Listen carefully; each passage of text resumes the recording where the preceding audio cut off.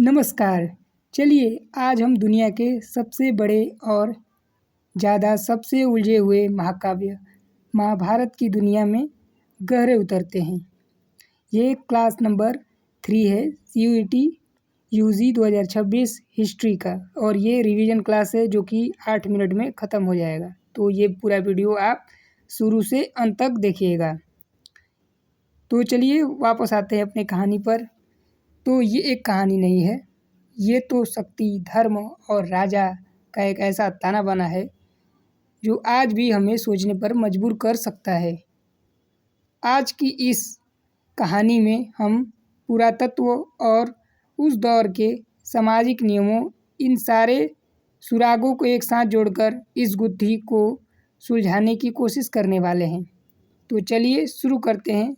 महाभारत के दिल में क्या है। ये कहानी है दो चचेरे भाइयों के परिवारों की, पांडवों और कौरवों की, जिनके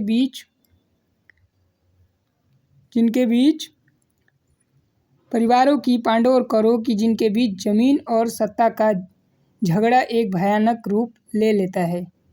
और देखिए, जमीन और सत्ता का यह छोटा सा झगड़ा देखते ही देखते कुरुक्षेत्र के महायुद्ध में तब्दील हो जाता है। ये कोई आम लड़ाई नहीं थी, बिल्कुल नहीं थी। ये तो एक पूरी पीढ़ी का सर्वनाश था। एक ऐसी कहानी, ऐसी घटना जिसने भारत के भविष्य को हमेशा हमेशा के लिए बदल के रख दिया। तो सवाल उठता है, क्या ये सब एक कल्पना थी या बस एक कहानी? हस्तिनापुर, ये एक ऐसा सवाल है जिसे इतिहासकारों और आर्कियोलॉजिस्ट को आप कह सकते हैं दशकों से उलझाए रखा है। क्या वाकई इस महाकाव्य की दुनिया के कोई ठोस भौतिक सबूत मिल सकते हैं? क्या ज़मीन के नीचे कोई राज दफन है? तो हुआ ये कि 1950 की दशक में एक बहुत ही मशहूर आर्कियोलॉजिस्ट बीबी लाल ने एक टीम को लीड किया, और उन्होंने खुदाई कहा कि ठीक उसी जगह पर जिसका नाम महाकाव्य की राजधानी से मेल खाता था, यानी हस्तिनापुर में ही। और यकीन मानिए, उन्हें जो मिला वो सच में हैरान कर देने वाला था। अब देखें, ये बात सच में बहुत दिलचस्प है। खुदाई में एक के नीचे एक अलग अलग समय की नई बस्तियां मिली।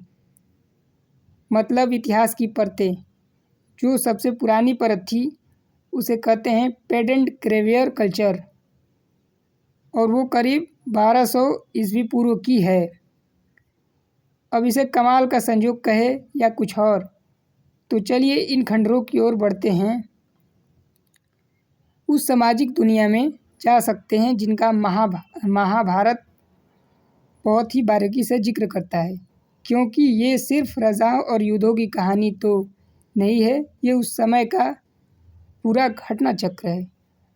अच्छा, तो इस पूरे सामाजिक ढांचे की नींव थी पैट्रियार्की, जिसे हम कहते हैं पितृवंश। मतलब सीधा सा वंश और जायदाद पिता के बेटे को मिलेगी, यानी बाप से पिता से बेटे को मिलेगी, और बेटे को सत्ता हमेशा पुरुषों के हाथ में ही रहेगी। यानी कि ये एक पुरुष प्रधान समाज था, जिसमें सत्ता जो थी वो हमेशा पुरुष के ही कंट्रोल में रहती थी। उस समय का समाज 4 वर्णों में बटा हुआ था, और धर्मशास्त्रों ने हर वर्ण के लिए काम तय कर दिए थे। जैसे ब्राह्मणों का काम था पढ़ना और यज्ञ करना। क्षत्रियों का काम था युद्ध करना, लोगों की रक्षा करना। वैश्य खेती और व्यापारी करते थे, और जो शूद्र थे वे सभी वर्णों की सेवा करते थे। ये बहुत ही कठोर और सख्त सामाजिक बंटवारा था। लेकिन ये जो सामाजिक व्यवस्था थी, ये सिर्फ किताबों या कागज़ों पर नहीं थी, इसे बहुत सख्ती से लागू किया जाता था। और कैसे? अक्सर उन लोगों को समाज से बाहर करके जो इस नियम को कठोरता से नहीं मानते थे, यानी बहिष्कृत कर दिया जाता था। इसका सबसे बड़ा और शायद सबसे दुखद उदाहरण है कर्ण। वो उस युग के सबसे महान योद्धाओं में से एक हो सकते थे, लेकिन सिर्फ इसलिए कि उन्हें एक सारथी ने पाला पोसा था, उन्हें वो सम्मान और अधिकार कभी मिला ही नहीं। जिसके वो हकदार थे। और फिर कहानी आती है एकलव्य की, ऐसा धुरंधर धनुर्धर जिसके हुनर का कोई जवाब नहीं था, लेकिन क्योंकि वो क्षत्रिय कुल से नहीं थे इसलिए उन्हें राजगुरु से शिक्षा लेने का मौका ही नहीं दिया गया। एकलव्य की कहानी तो सच में दिल को झकोर दे। देखिए होता है क्या, पहले उनकी जाति के कारण गुरु द्रोण उन्हें सिखाने से मना कर देते हैं। वो लड़का अपनी लगन से गुरु की मूर्ति बनाकर खुद ही धनुर्विद्या में माहिर हो जाता है और आखिर में जब उसका हुनर दुनिया के सामने आता है तो सब कोई चकित रह जाता है। ये उस सामाजिक व्यवस्था को बनाए रखने का एक बेहद क्रूर तरीका था और ये बहिष्कार सिर्फ जाति तक नहीं था। शिखंडी की कहानी को देखिए, ये लैंगिक पहचान यानी जेंडर आइडेंटिटी के बहुत ही उलझे हुए मुद्दे के सामने थी। तो अर्जुन ने क्या किया, उन्होंने शिखंडी को अपनी ढाल बनाया और भीष्म को हरा दिया। अब महिलाओं की बात करते हैं। पतिव्रता धर्म सबसे बड़ा धर्म होता था।